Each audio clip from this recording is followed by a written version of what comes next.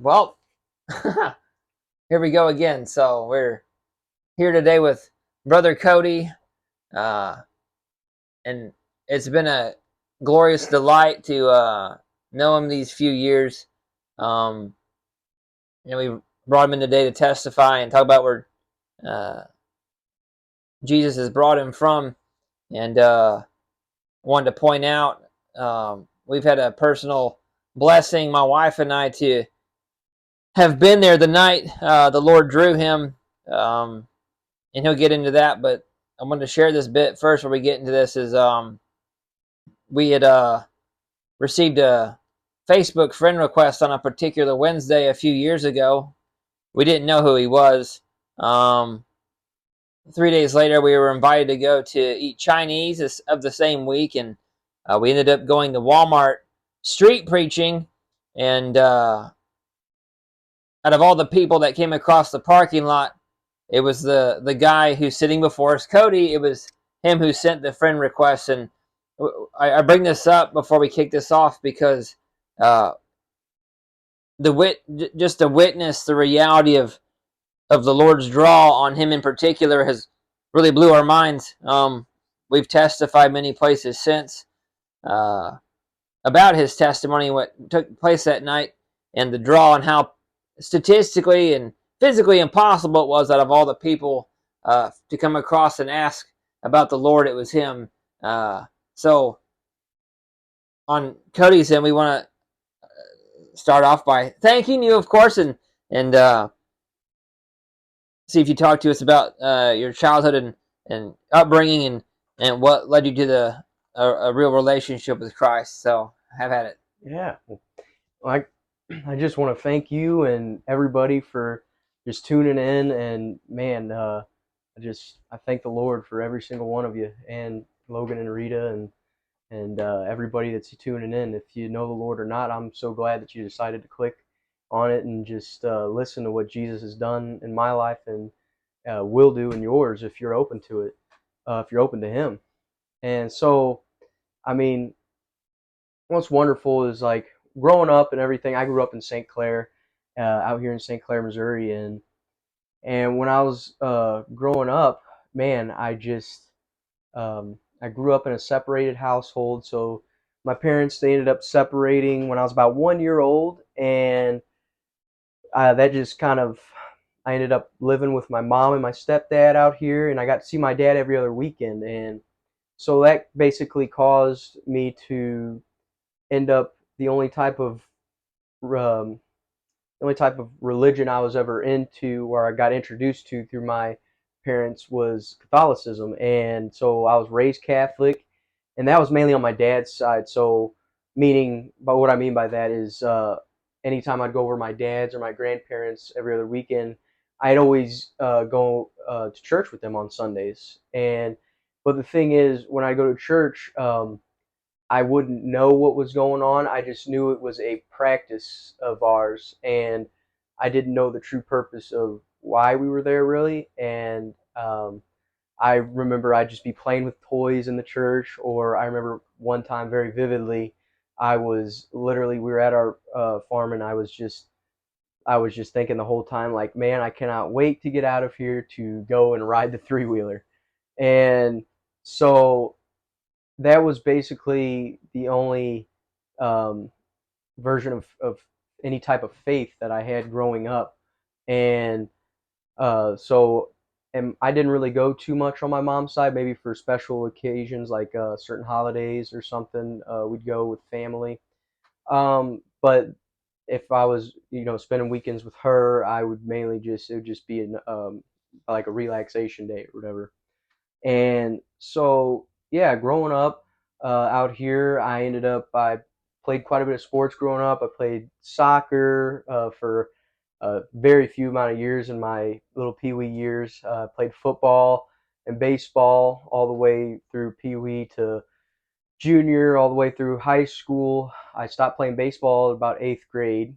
Um, but so growing up, I remember one time very vividly, and it was also due most likely to definitely to my not so great eating habits as a kid. And so I was overweight and about fifth, sixth grade. I was pretty chunky, and so I remember very vividly, like I was saying, one time I was at a water park with a friend that I played football with, and I just remember being at this water park, and when I was there, there were some kids there, and they were on top of this slide that I had climbed the ladder up to, and I was getting ready to go down, but they began to just make fun of me. It was the first time in my life I'd ever experienced any type of bullying, and man, I just remember when I went down that slide, I just remember it was like something else that basically was in that water with me. I felt so heavy in that water when I hit that water,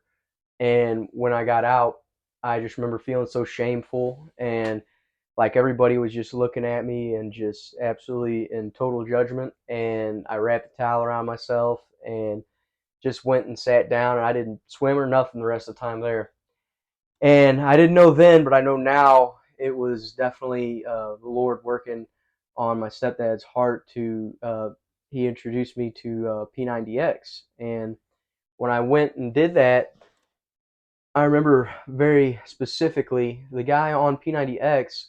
He would say, "Just push play every day," and I remember some days I'd be so tired I wouldn't want to do it, and but I would still just push play on that DVD. And what's so wonderful is that now the Lord opening my eyes of understanding, giving me His eyes, and you can see how just our flesh, that is just the sinful flesh that we're born into, everyone's born into, and also the enemy, how he comes to steal, kill, and destroy.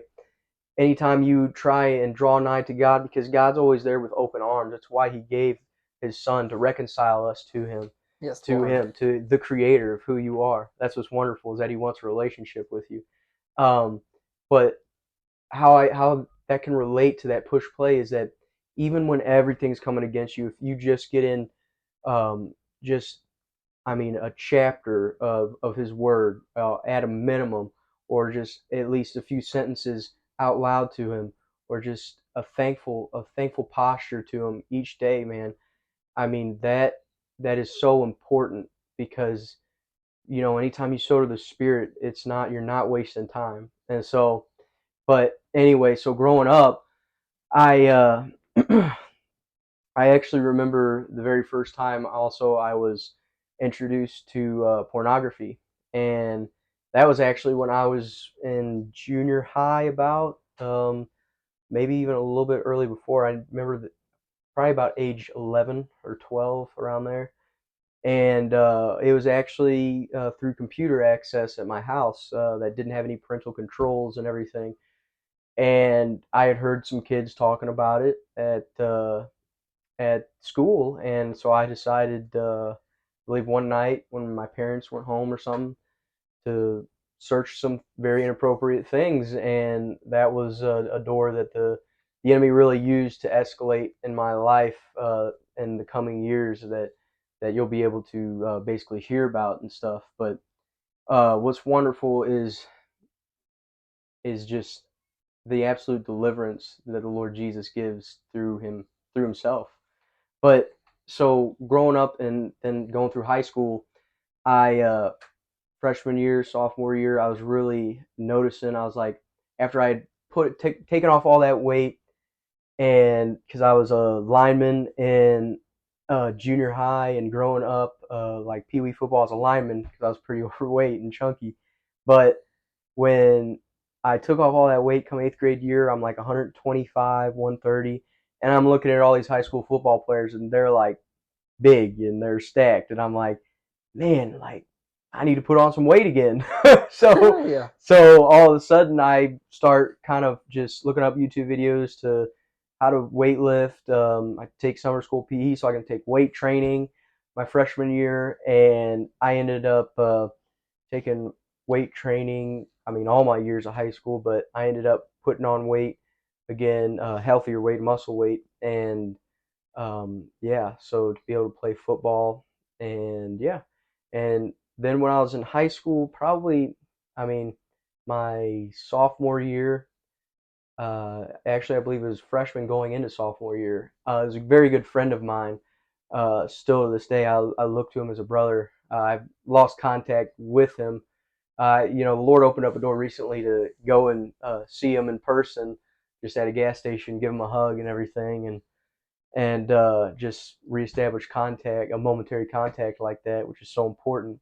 But I remember vividly that we went out to his shed. I spent the night at his house, and he ended up introducing me to marijuana, to pot, and I was very hesitant about it at first. Like, yes, my parents did warn me about this stuff and everything, but like, oh man, my friend, I wouldn't think would lie to me or anything. I'm not saying he was or anything, because the Lord tells us that sin is pleasureful in a season, and so that's gratifying the flesh and everything and its sinful desires. But so it's ultimately deception. But so that's how initially I was introduced to that, and throughout the years, that along with drinking, being a part of, I'm not saying all football programs, but and not the program in general, but just basic, and ultimately it is a person's own decision as well. I had friends on the football team I knew, and I thank God that they did never come and hang out with me or the guys I was hanging out with, because they didn't partake in that stuff, and that was wonderful. That still is wonderful.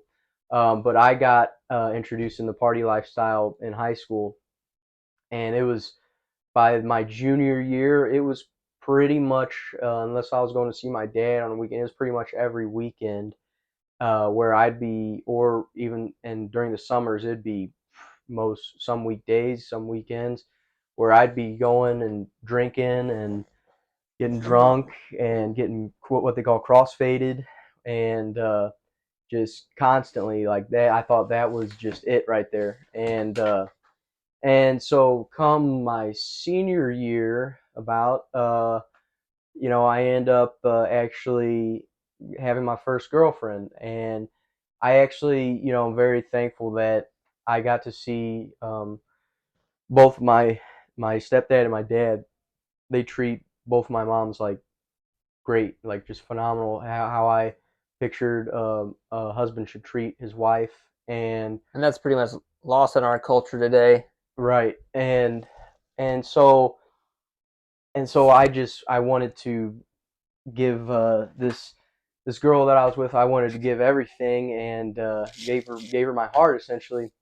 But the like I had told you about earlier, the seed of perversion, basically, that the enemy had used, and I fell into at a young age.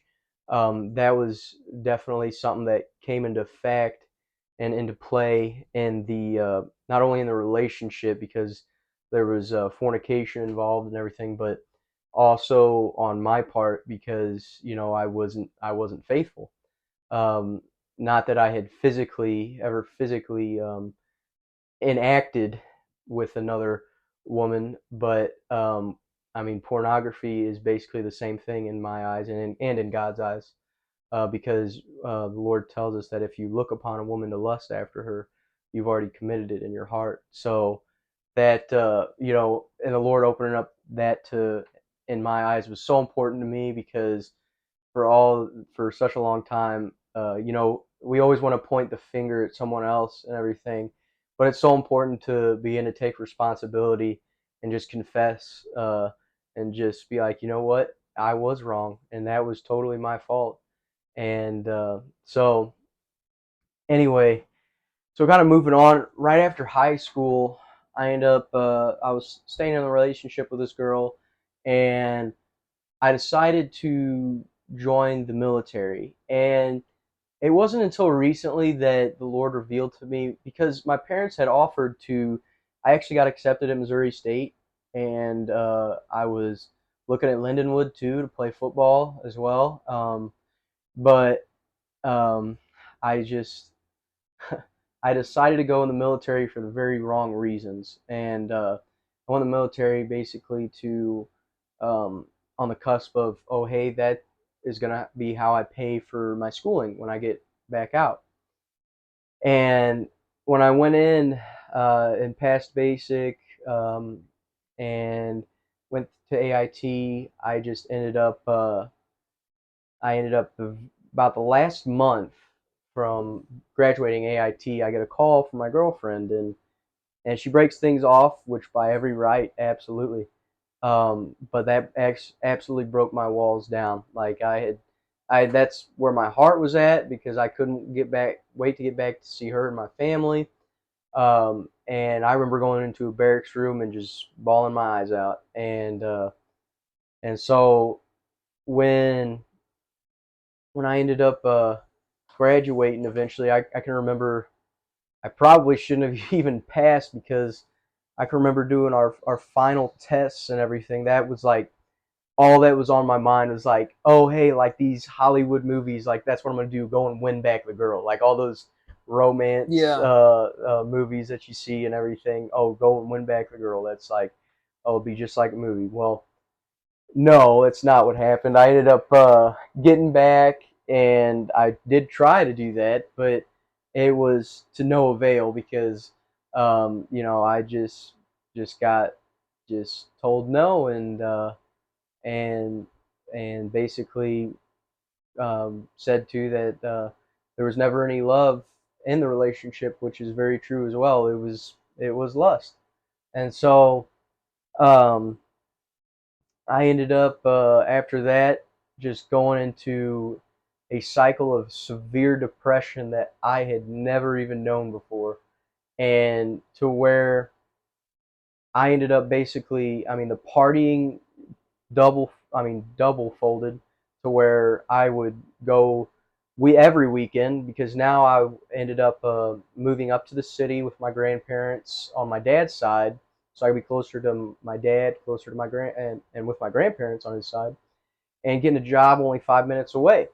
And man, wouldn't you know it, I ended up the enemy ended up putting someone there that who I still look as a brother to this day too, and so I mean I'm not saying anything against him on any part, but essentially my boss there, uh, man, I just ended up falling into basically a drug ring, essentially where not necessarily a drug ring, but I was there with a very well established dealer. And so when I was there, I didn't know it at first and everything, but eventually I was like, man, this guy's made me laugh. Like, I mean, I got to the point of knowing his family and everything, and I still love them all and still do to this day.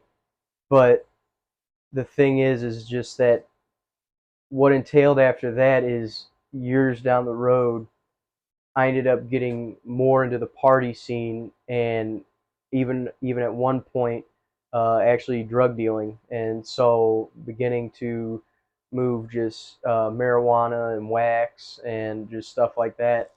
And when I was doing all that, I would always drive from up in the city out to the counties out here, and man, I just remember that happening, and I ended up leaving the work environment there for, let's see, I think I had been there close to a year, between 6 months to a year, and I decided to use my A+ program since I had a really good GPA in high school and I had gotten A+, and so I went and I decided to do my gen eds, and well, I moved back with my parents out here, or with my mom and my stepdad, and man, I just remember waking up each morning because I had very small amounts of weed on me, and it was to a point where it was already to a point to where, um, anytime pretty much I'd wake up, those thoughts of like, oh, hey, I need to go spark up or something would come to my mind. And, well, I ended up trying to take the gen eds, and I was just like, man, this is not for me because I basically did all this stuff in high school. I don't want to learn about it again. Yeah. And so I didn't give it any effort. I ended up dropping out and just ended up going back to work up in the city. And so, well, when that happened, man, then it just like increased the partying, the drugs, the drinking just increased even more. And along with it, the depression, and even now, the suicidal thoughts. And so I remember specifically, and this was actually when I was going to uh, the college, that I had this overwhelming feeling one day, and I was supposed to be at class, and I was even supposed to be that weekend. I was supposed to be at so I was in the National Guard. I was supposed to be at drill. It was 1 week in a month, and so I didn't end up going because I remember waking up that morning and all the thoughts that came into my mind was, you're such a failure. Why are you even awake? What is the point of you being here? Everyone, anytime. I mean, these are just thoughts that are just railing in my mind, and it's almost like someone's like hitting me with them in my mind. They're so overwhelming. And man, I remember like pacing throughout the house. I mean, I couldn't get rid of these thoughts, and it was just so overwhelming where my head was hurting. And so I ended up, man, I was bawling out my eyes because I thought I was absolutely worthless and that there just was no hope at all. And I ended up going out to my old Ford Focus and taking a hose, old hose, and hooking it up to the exhaust and sitting in the driver's seat. And I ended up just turning on the car. And I remember the only thing that brought me comfort in those moments is I had a picture of my parents holding me as a baby to look at on my phone as a copy of it. And I remember just crying and looking in the mirror and the rearview mirror and just like not believing like what was going on as I'm just inhaling these exhaust fumes. And I ended up calling my mom, uh, and I don't even talk to her. I think I maybe said a few words. Can't remember what I said, but um, she, I mean, rushed home. She had her own cleaning business, and she rushed home early. And I was, I mean, so drowsy from all the fumes, and I was starting to pass out. And she ended up getting there just in time. Like God sent her there just in time to get me out. And she basically, I had to like hang over her. She almost had to like fireman's carry this 200-pound boy of hers into her own house. And now see something that when you're in that state of mind, the enemy has you so focused on your troubles and everything, you never realize the effects that that's going to have on the people around you who truly do love you and care about you. And what's wonderful is that the Lord is such a reconciler in that way. Jesus Yeah. is such a reconciler. And so, what happened? She just questioned me, like, Cody, what's going on? Like, why'd you do this? And I couldn't give her a straight answer. All I could say is, I just think I'm worthless. And she would try and assure me and just love on me. But man, the enemy just had me so blinded, and I wouldn't hear it. And, and I'm sure she was doing all she knew to do as a mother, to be able to love her son in that moment and in the moments that proceeded in the future. Here I'm about to tell you. Now I think the enemy plays, especially in our culture. I think he plays on. He sees when we're really out of whack and insecure, and go through broken relationships, maybe in our youth. Do you think that that's a big danger, and why he tries to hide the gospel, because people have this void of like, sensing of not belonging somewhere? Right? Yeah, absolutely. Yeah, when you don't know your purpose, it's kind of like if you think of a wheel in any way. If you think of a wheel and a wheel was just rolling around and it didn't know really what to do. It's just rolling around, not really accomplishing anything, just going around in circles, nowhere Yeah, to direct it or anything, just going around in circles. And you can think about all the environmental effects that could have effect on it, with there being no stability, no axles for it to connect to, no a suspension or anything. Yeah. But when it finds the car, where it's supposed to be on that car can direct that wheel, Yeah. and just where it's supposed to drive and where it's supposed to go. And so, anyway, I definitely agree with you, that the enemy just plays big time, especially in our society, on those insecure feelings. But what's wonderful is that when you give your life to Jesus, man, He is so secure. His name is a strong tower, and the righteous run into it. And so that's what's wonderful. And so, so going through that and everything, I ended up being taken to Mercy Behavioral Health for the first time. And when I was taken there, man, I did not take it seriously. I was under the deception of, uh, hey, I just need to get out of here and I just need to go smoke some more weed because that makes me feel good. And I absolutely understand that to 110% because, I mean, that I was under that deception. Like, I mean, like I said earlier, like there's pleasure in sin for a season, and but so I just faked it till I made it in there. I was there for the minimum of 3 days and didn't do any of the meds or anything they told me to do. Got out and the partying increased, and then time goes on, and later on in 2017, that was early in 2017. So later on, I believe in September, I actually end up one morning I wake up and those overwhelming thoughts of just taking my life just start bombarding my mind again, and I just can't handle it. It's just too much for me to handle, and man, I ended up running a cold bath. And see, being at 68 whiskey, so a combat med, going through all that training, you kind of somewhat have the worldly knowledge of what to do, how to accomplish certain things, as far as human anatomy and physiology goes. And so I was like, all right, well, I'm just going to run a cold bath and just bleed out.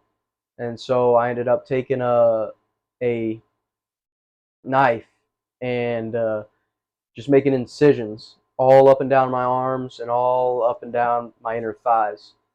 And I remember just sitting in that tub, and man, the Lord ended up sending my mom and my stepdad home early again that time, and they both, I don't, I believe I ended up asking them at some point, like, why did you guys get home so early? And they were just like, man, something told us to come home early. Like, and I mean, my dad, I call my dad, and sometimes my stepdad, my dad also, I've known him so long, but my stepdad, he, uh, he worked all the way in the city. And so for him to be home early, it was not a common thing at all.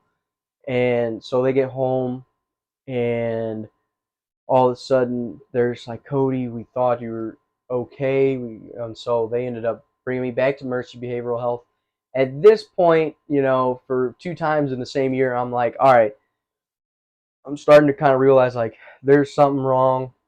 Let me take this program that they have here a little more seriously. So I did. I tried to anyway, and I was there for maybe about 5 days. So just barely a week, not even. It's not 7 days. Um, So I get out of there after 5 or so days, and what do you know? I tried to stay on that medicine, but I was under the belief like, no, medicine is the marijuana. That's my medicine. Yeah. So I just went to smoking more. I got to the point to where after that, like I was smoking so much where I would be buying, like only like about 7 grams, so a quarter of a let's see, yeah, a quarter of like top shelf stuff, and then I'd buy like half a pound or something ridiculous like that of just what they call L, which is like the low grade form of marijuana. And so I'd basically mix the stuff. I'd get wax and everything. I mean, it was just full blown addiction at this point. And so, and the drinking was, I mean, I would all every time I'd be the only white guy at every black bar in the city. And so, I mean, I was drinking every weekend, in some weekdays even to that point, and smoking every day to where I'd wake up and roll up a blunt. Yeah, when it comes to And the weed and the drinking, for different people, they'll say there's different pulls as to it. So for you in particular, was it more of an escape or just, you get it from a scriptural standpoint now, mhm. of a stronghold, but was the play in your mind always just, oh, maybe this will let me escape from something? Yeah, definitely the enemy was using it as a play in my mind of this is my medicine because it makes me feel at peace and not really care. And it was a fake peace. Yeah, And because you got to think if you're being supported by something of this world like that, then it's not a truth. It's not going to last. So ultimately, um, it was just I was definitely in that category of somebody who was like anytime I got presented the question of, oh, why do you smoke? I'd be like, oh man, it was because I mean, man, I got anxiety or whatever, yeah, just stuff like that. I got anxiety. It's my medicine. Oh, if I,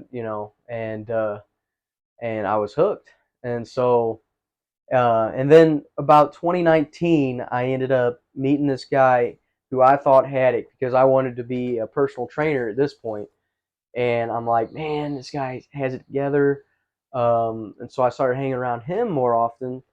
And man, by hanging around him, I ended up even going more into the party scene to where we were getting booths and clubs, and there was coke at times. There was I would trip at times on acid, um, and just I mean pretty much never got to the point by the grace of God. I mean by the mercy of God to the point of heroin or meth. I never dabbled in that stuff, but I mean, in my opinion, anything that's not the Lord Jesus, it's just it's a fake. It's a fake. It's just tearing you up. It's absolutely from the enemy to destroy you. And so I ended up following him for a while, and I was just like, you know what? Um, yeah, I'm living check to check, and I got my car repoed at one point and just living in the negative on my account, and nothing was just like going forward for me at all. And I'm just like, man, what's going on? And finally, I was at the gym. I was lifting at Club Fitness, and all of a sudden, I was changing out in the locker room, and all of a sudden, this guy he mentioned something about the tattoo I have on my chest. He's like, "Man, I really like that tattoo you got on your chest." I'm like, "Thanks, man, appreciate it." Usually, people don't do that nowadays, which I think is kind of a downfall at times. Is with a lot of technology. Don't get me wrong; like technology is such a blessing, but at the same time, we're just talking a little bit earlier to someone about this, but um, it can be such a desocialization tool too if we really allow it to consume us, because it's so important. Interaction, human relationships are so important with one another. God came in the flesh yeah, to build relationships and reconcile us. Ultimately, that's an important point to recognize. And so, anyway, not taking away, like I said, from the benefits or anything. There are good uses for it, but you know, he mentioned that, and I'm like, man, I'm thinking inwardly as he said that, I'm like, man, not many people usually like talk like that. And he's like, so I told him the story behind it because he asked, and he's like, man, you know what? I gotta. He walks, kind of almost runs up behind me as I'm walking out, and he's like, hey, man, he's like, hey, I really like the conversation we had in there. I'd like to invite you to a meeting that we got at our house, a business meeting. And I'm like, all right, yeah, sure, I'll come. I was never invited to anything like that.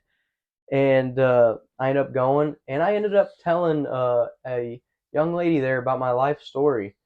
Um, pretty much the same exact detail that I've in length that I've told you guys up to this point right now. And you know, I actually saw her shed tears face to face as I'm telling her my story and everything. And I never experienced that before, like a compassion from somebody like that as it's actually happening.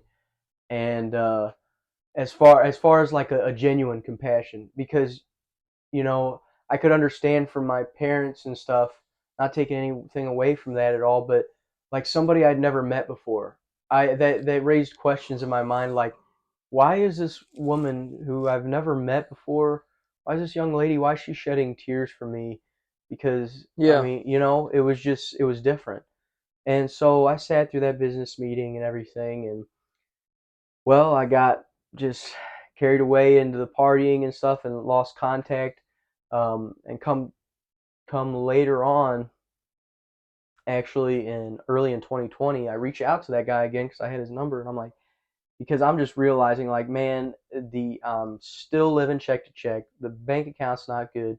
Something's got to change. I mean, this partying all the time, just what is going on? The severe depression would, if I wasn't smoking constantly, it would hit, and so just stuff like that. And so I reached out to him like, hey man, can we get back together? I just would really like to talk with you. And he's like, yeah, sure, I'd love to. And we decided to meet at a St. Louis Bread Co. in Creve Coeur. And when we met there, I was telling him my life story and everything. And as I'm telling him, he's like, man, he's like, he began to ask me questions after I told him my life story. He's like, so what does your faith look like? And I'm like, well, I mean, I grew up Catholic, and all I could say was I believe in God, Yeah. and that's genuinely all I could say. And so, because, and I didn't know at that point in my life, I know now, but I just genuinely wanted to tell this guy the truth about myself, and I didn't know that's grace. That's a grace that God pours out on someone to desire truth and to desire to tell the truth as well. And so um, he's just like, okay, okay, and we get done after about a 45-minute conversation, and I walk outside the St. Louis Bread Co. And instantly in my mind, two thoughts pass in my mind. They come to my mind. One of them was a statement, and it was, okay, you said you know God, or you believe in God. I said that wrong. And I was like, yeah. Well, the other a question was, do you know God? But do you know God? And instantly, man, I just felt something. I was like, wow. And instantly, like that is like my life flashed before my eyes. I could see all I'd really done was just party and everything. And I'm like, man, I've wasted 22 years of my life not really doing nothing, especially these past few years, just really just partying it up. Um, I need to get to know God. That's literally what I said to myself in that parking lot as I'm walking to my car. I literally stopped in the parking lot as these thoughts are processing and everything. And instantly I download the Holy Bible app, and as soon as I get home, I begin to read in Genesis. I just began to read. I I didn't know why I did that or anything, but I was just like, all right. I just knew and was comforted right there. It, like in my sin, like all that stuff that was going on in my life, even right there, I was comforted, and I just knew instantly. I was secure that this is me getting to know God. Like I didn't, if anybody was to come to me or anything, I just knew like, okay, this is, and that was a revelation even there in my just messed up mind about how you get to know him. And so when, so work goes on and everything, and I make it a point to every day after work, right after work, I hop on the couch. Obviously I'd take a shower. It's pretty dirty work there, but I take a shower first, hop on the couch, and I'd read 2 pages, up to 2 chapters at times of the Bible. And I began in Genesis to Exodus. I didn't end up getting all the way through, but that's just how the Lord started out with me. And as I began doing this, man, things began to like come to my mind, like, okay, like questions that I would have never questioned myself about. Like, okay, why am I drinking in the first place? And I analyze that. I'm like, man, like really it's just a social thing and it's not good for my health. Okay, like we can stop that. And the Lord delivered me from that. Like, first off, it was amazing. Like, I didn't have a taste for it. I didn't really want to go out and party. And this is just within maybe a few weeks, maybe of me being in God's Word. And yeah, And you and can't so consciously, say or know, I guess. Well, maybe you're the only one that knows that up to this point you don't believe you were genuinely born again yet, but the Lord was beginning to draw you in His conviction. Is that what is that what right, you're getting at? yes, absolutely, absolutely, and so I mean after that, but I mean I thought, and I was like, all right, yeah, I can do without the drinking and stuff, but I'm not giving up the smoking. And I believe I told that to the Lord, like, because I was conversating with him because I was reading His Word and everything, and so I was like, all right, well, I can at least tone it down to just two a day, like one in the morning and one in the evening. And as I was doing that, the I ended up going to Club Fitness, and this was when COVID had hit that uh, deal, and they closed at 10. So I got out of there by 10, and I remember when I was working out there, someone came up to me, and it was actually someone in that business, and he's like, hey man, and I'm like, yeah. He's like, man, you should just keep doing whatever you're doing. Like, I hadn't really ever talked to this guy before. I Yeah, knew he was in that business, because I'd seen him there at that meeting, but I was just like, man, he didn't know what was going on in my life, and I needed to hear that. And I was like, man, thanks, man. Like, I will. And so, man, I kept working out. I ended up working out with him. I'm like, you want to hit some arms? And so we began to work out and stuff. And so we ended up going out to the cars when the gym closed, and I escorted him to his car, and uh, so I ended up going to my car, and as I get to my car, because it was a ritual of mine to always smoke before and after I get to the gym. So I end up having like a maybe a quarter of a blunt left in my ashtray. And so I pick it up and I puff on it, and all of a sudden, like, it's the same top shelf I was used to getting. It did not taste like that at all. Like, I'd been getting the same exact kind. It yeah, didn't taste like it. It tasted. I mean, I can't even explain the taste. Didn't taste right at terrible. all. It tasted terrible, man. It tasted it tasted like something, like, man. It was Yeah, disgusting. And I was just like, I look at it and I'm like, that's not right. And I just set it down, and I'm like, all right. So I'm driving home, like, having a good time, driving home. And I'm like, all right. So I get home, I'm like, yeah, that was a good lift. And that's all I was really thinking on. And so I set my gym bag underneath the table, and I, all of a sudden, my pawpaw, he's watching the Stephen Colbert show on TV. And when I get to looking from the kitchen into the living room on the television, something catches my eye on the television. So I just walk in there, and as I walk in there, I'm standing next to my pawpaw, and he's sitting in his chair to my left. And as I'm looking at this TV, all of a sudden I see these flames. And okay, in my mind, instantly, I'm thinking, all right, it's the late night show. There's probably a green screen effect going on. So I'm trying to make sense of what I'm seeing. So I asked my pawpaw, I'm like, hey, pawpaw, do you see that fire on the TV? And he's like, no, what are you talking about? And so instantly I'm like, okay. So I'm looking, I'm like starting to freak out. Like, what am I seeing? And all of a sudden, I see the very next scene, I see a car, a black SUV with a white sign over it, hanging over it in red letters. It says car on fire. And I see this car just catch on fire and engulfed in like these flames that are all like on this TV screen. Just, I mean, flames, not like you've ever seen in a bonfire or anything. They're indescribable. It looks like an unquenchable fire.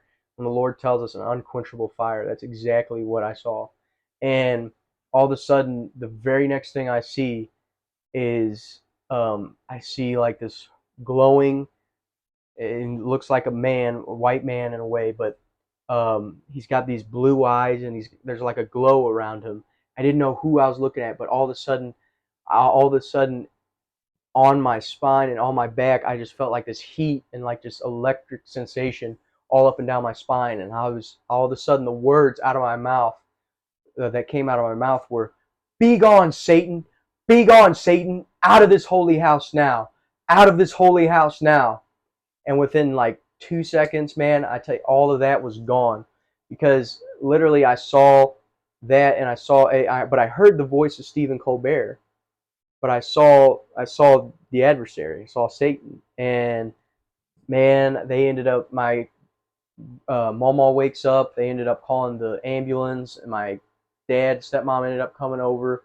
I From your was reaction to it, Yeah, the reaction that I had to it I thought you were out of was, your mind. yes, they thought I had Yeah. lost my mind. I mean, Yeah. absolutely, because Yeah. and by all means, the enemy attacked me with big time confusion, because you got to think about it this way. Also, like, the most effective natural warfare is when it's unseen, like spec ops or stuff like that. So the enemy doesn't want to be seen. You know what I'm Yeah. saying? So, like, anyway, when I mean, there was so much confusion on me, and I was just like freaking out, like, oh man, I'm like, why did I have to see that?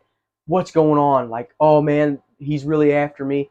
And I mean, a spirit of fear like no other. And I was under the belief of, oh, I have to cut myself and apply my blood over the doorpost, because I had read in Exodus and stuff. Yeah. Like, the Like enemy crazy was just stuff. twisting stuff Yeah. in my mind. I mean, just wild. And so um, I ended up going to the hospital that night, and I remember my stepmom looking at me with all intent, and she's just like, tell them what you saw, just tell them. And I ended up telling them, but I knew nobody was gonna believe me. I just knew it. I was like, I'm gonna tell you and stuff, and because instantly men want to just be like, oh, he just dismiss a person like that. Oh yeah, they're just crazy. You know, that's easily how, unfortunately, brothers and sisters get dismissed into that class. But no.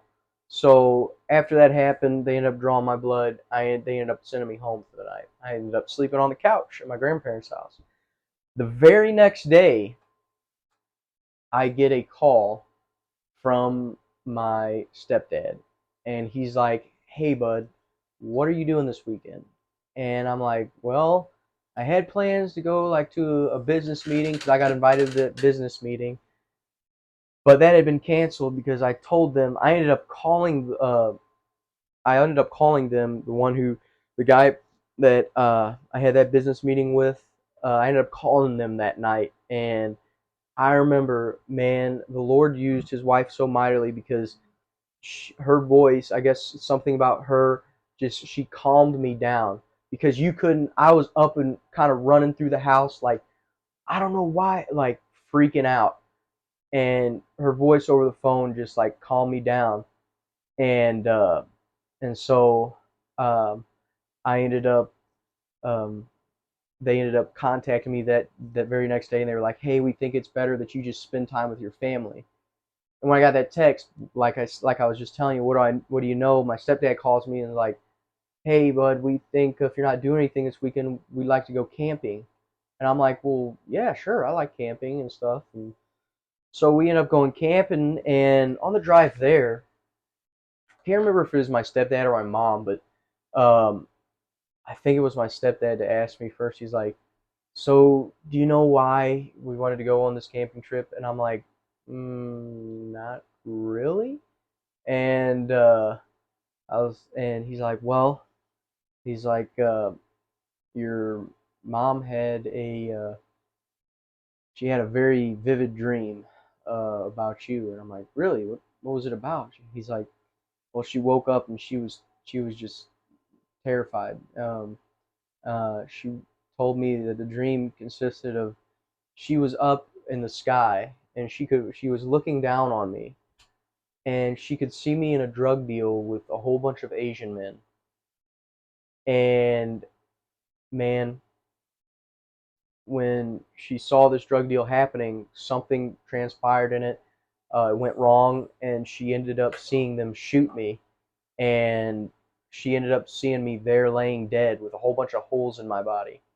And after that happened, I was just like, man, I was thinking to myself, I just told my stepdad, like, wow. And I thought to myself, like, man, no parent should have to see that or experience that. That's really messed up. Yeah. Um, and you know, now I obviously can see by the grace of God and the Lord showing me, but that was, you know, if I had continued down the drug dealing path that the devil had me on, that very well could have been a path that would have happened.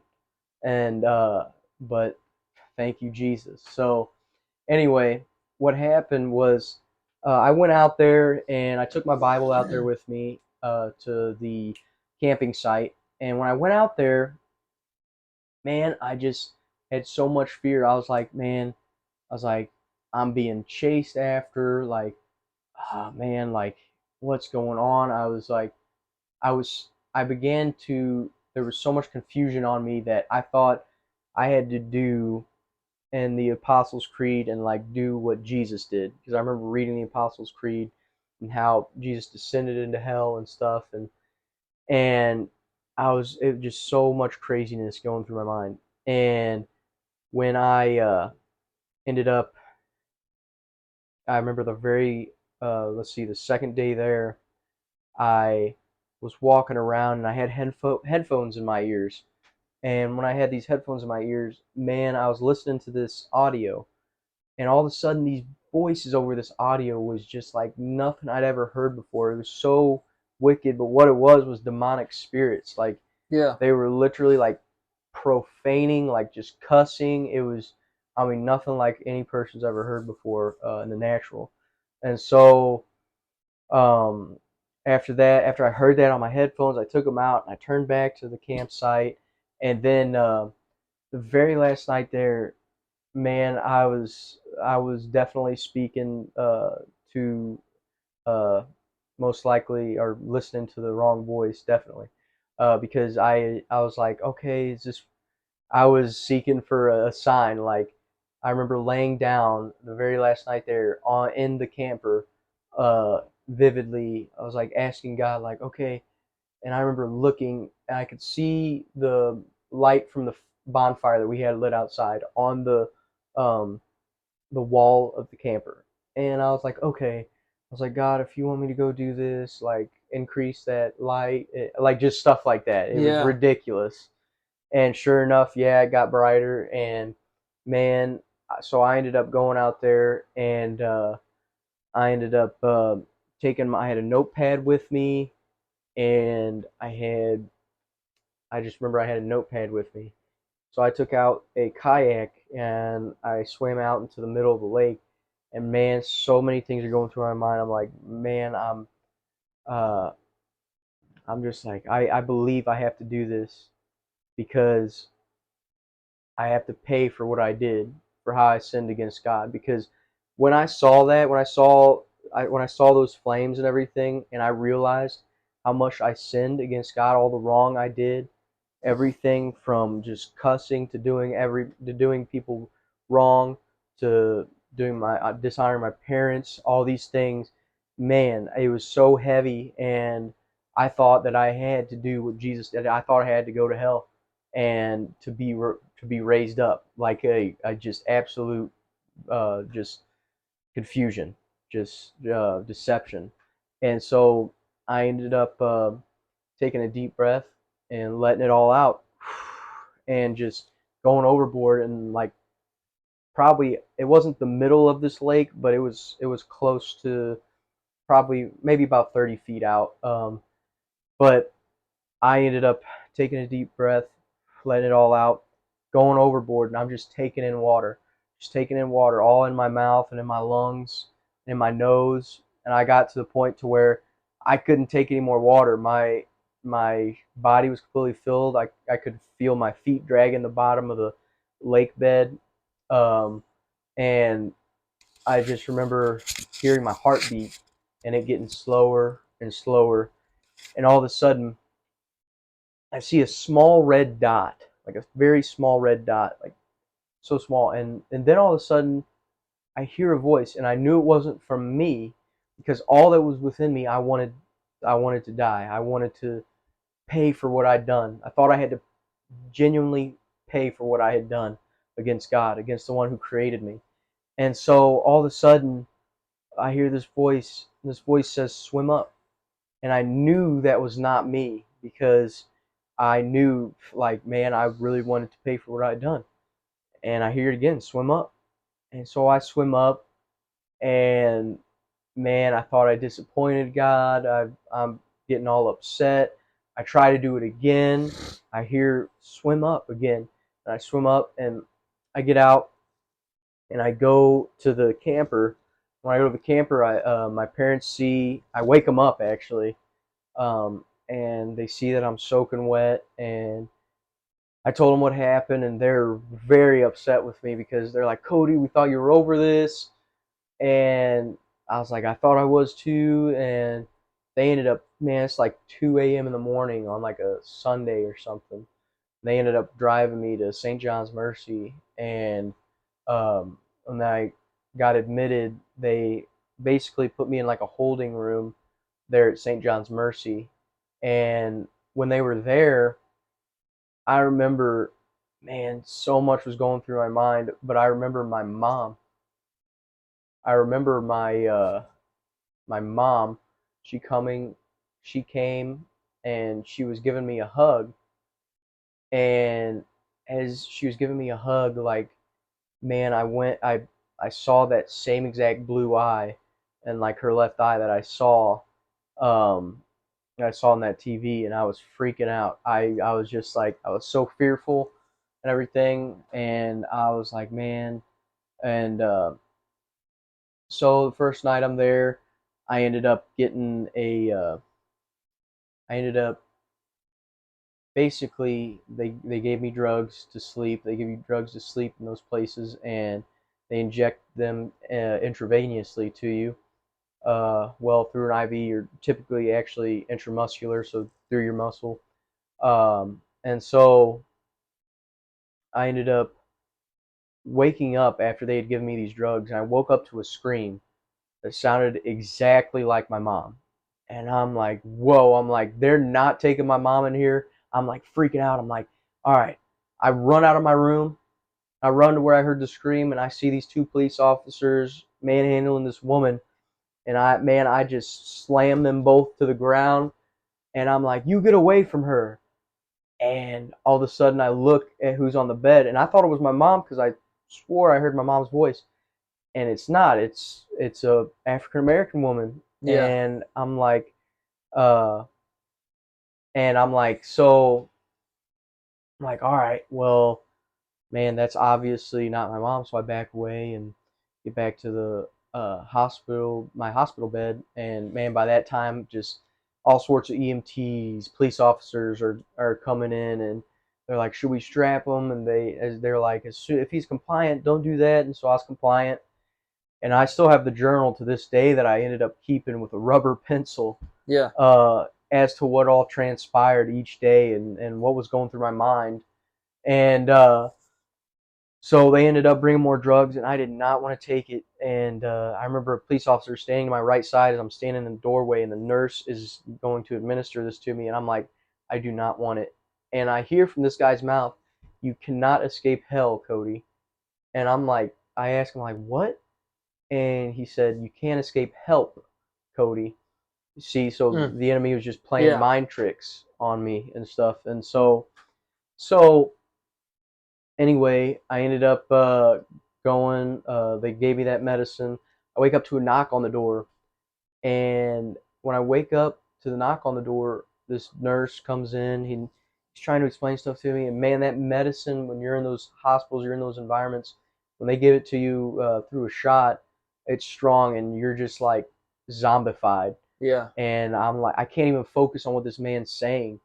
But I do hear him say, "Okay, I just need you to sign this, and you can go back to sleep." And so I sign it, and I go back to sleep. That's all I wanted to do. All I was thinking about was, I just need to get back to sleep. Yeah. My mind, my brain hurts. Like, what's going on? Yeah. And so I wake up, and as I wake up a few times. And I remember one time waking up and I see Joe Dirt on the television, and it's the scene where he is a kid and he's standing over this canyon, and in that canyon I see those same flames I saw on the TV before, and he's yelling for his mom. But anyway, after that, I wake up again, and I'm clear minded. I guess the drug effects have worn off, and I'm like, all right, well, I need to see what I signed. All of a sudden, that thought just came to my mind. I need to see what I signed. So it was basically an agreement that since I was over the age of 18, I had to be released and even go through a court trial to get out of the hospital, the mental ward they're about to administer me to. Hmm. And so what ended up happening was they ended up giving me more drugs and stuff, and they ended up transporting me to St. Anthony's. And when I was there, man, so much stuff transpired. But I just remember one time specifically that I was so angry because I didn't mention, but earlier in my uh, when I was playing football and stuff for probably about 1 month or so, I ended up trying D-ball, which is a form of steroid, and so I opened up a doorway for just anger to come in, Yeah. just uncontrollable anger, and that would come on to me from time to time, and I almost took the chair in there and smashed a window out. But man, when I picked up the chair, something just told me set it down, and so I set it down, and that wasn't like me. But I set it down, and I began to go back to my room and stuff, and went back to my room, and that was that. But I remember when I was there, I wanted to know everybody's name, and I didn't know why, but I just wanted to because I was like, you know what? I'm gonna be here for a while. I might as well just get to know everybody's name. This was after a few days, but so I did, and I began. The Lord really began to show me. I didn't realize it was Him then, even though I knew He was drawing me. I knew something was going on spiritually, big time. I knew there was an attack on me, big time. So I was just like, yeah. I was just like, I wanted to get everybody's names. I wanted to know them a little bit, and so when I was there, I remember I ended up having a roommate for the first few days I was there, and my roommate ended up leaving, and I'm like, "So you're leaving today?" And it's like, "Yeah." And I ended up going kind of out of the room a little bit, and he's stretching, and I'd never seen this man stretch while I was there.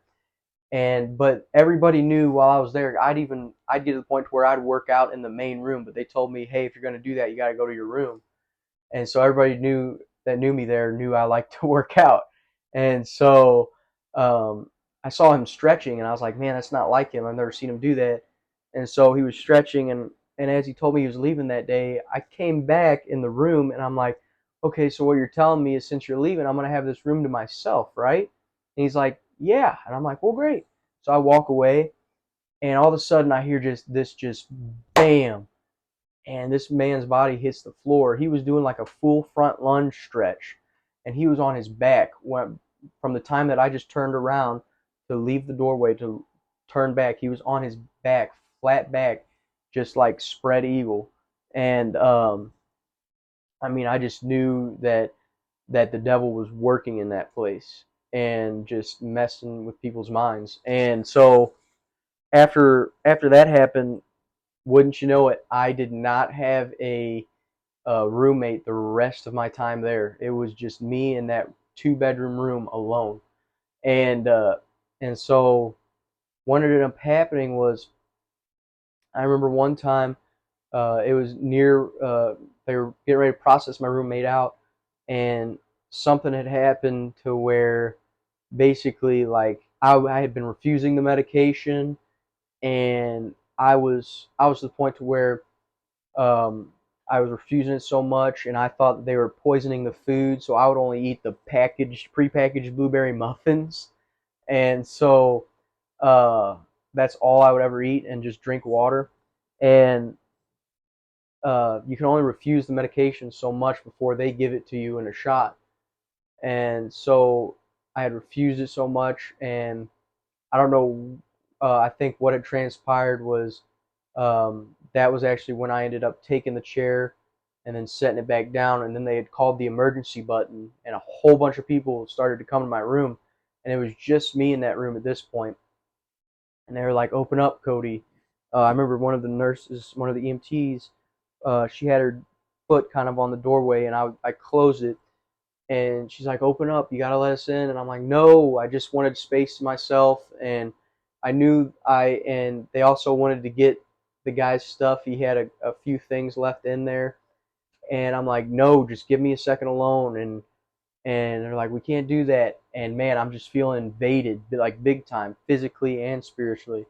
And so all of a sudden, like, I'm holding this door with all my weight, and these guys just come barreling through and tackle me to the ground. And there's a guy on my legs. There's a guy on my left arm with it pinned to my body, and then there's a woman on my right arm, and I'm basically just like bench pressing her. But I was putting up such a fight and not letting them pin me or anything that the guy that was at my legs was like, "Hey, either you stop right now or I'm gonna hit you right where it hurts." And I'm like, "Okay, I'll stop." And so I stopped, and they ended up uh, they ended up pretty much strapping my ankles and my wrists, putting straps on them, and they ended up carrying me to this padded room. And when they carried me in this padded room, man, I thought I was about. Literally, what was running through my mind was, okay, they're gonna sacrifice me or something. I thought something was going on, and so because they ended up putting towels on me, it was just weird. They put towels on my stomach, on my forehead. It was weird, and they roll in the IV machine, and I remember the guy to my left, he was getting the medicine ready, and I remember asking him like, "Man, are you about to put that in me?" He's like, "Yeah, bud." But I was just screaming at this point. At this point, I was screaming, and I was just screaming, "Father, Father, help me, help me!" And just I didn't care who heard. And all of a sudden, something came out of my mouth. I don't know what it was, but when I said whatever came out of my mouth, as soon as I said it, everybody in that room stopped what they were doing. Like nobody was touching the machine. Everybody just looked at me and like took a step back. And then after a few seconds, they looked at me and then they began working again. And so all of a sudden, you know, as my arms are strapped to this bed and my ankles are strapped to this bed, there's nothing I can do. And there's 20. I was there for probably about 20 minutes. They ended up letting me out, and man, after that, I can remember another time where I had been there probably about a week at this point, maybe a week and a few days. Um, you see, what was playing through my mind too was just like, oh, I need to find a way to like get out of here, or I need to find a way to, um, man, just so much was going through my mind. Like I need to find a way to off myself because I got a certain amount of time before. It was just confusion, just to wrap it up in one big bundle. It was confusion and deception, and so all of a sudden, man, I remember one night I was walking to my room. I had gotten all my stuff, and I was walking to my room, and all of a sudden, like I started convulsing. Like my back like cramped so bad, and there was no way I was dehydrated at all because I had been drinking water like wild because I wanted it to flush out my system from the pills they'd give me and stuff. And so I was convulsing so bad in my back, it'd get spasms big time, and I was kind of walking like just like this, and I was like, I wasn't really saying anything, but then one of the nurses came up to me and they were like, "Are you okay?" And I'm like, "Yeah, I'm just cramping real bad." And you know, I didn't know that. I didn't know that then, but I know it now. Is it was spirits that were just like messing with me on the inside, like what I needed deliverance from and everything, and so all of a sudden I end up going back to my room. They give me some medication for muscle cramps or something like that, and I ended up going to sleep. And I remember one night after that very vividly. I had come to the conclusion that I was pretty much going to be there the rest of my life. Like, okay, like my parents left me. I don't have any friends. This is where I'm going to be. And man, I felt so alone, so much in so much despair and so broken, so heartbroken. And I just remember sitting in the bathroom that they have at those places, and I was in like not laying down in the fetal position, but I was up, sitting on my butt and like where I had my arms over my knees and stuff, and I was just crying like I'd never cried before. Yeah. And all of a sudden, man, I just felt that heat and like electric feeling, like go up and down my back again. And as that happened, I mean, I don't know how long I was in that bathroom, just bawling my eyes out. After that had happened, I felt a kind of relief, and I ended up going to bed, and I slept great that night. I'd never slept good because at that place before, because they did room checks. It started at 45 minutes, then they downed it to 30, then they downed it to 15 at one point for me. It might have not been for everyone, I don't know.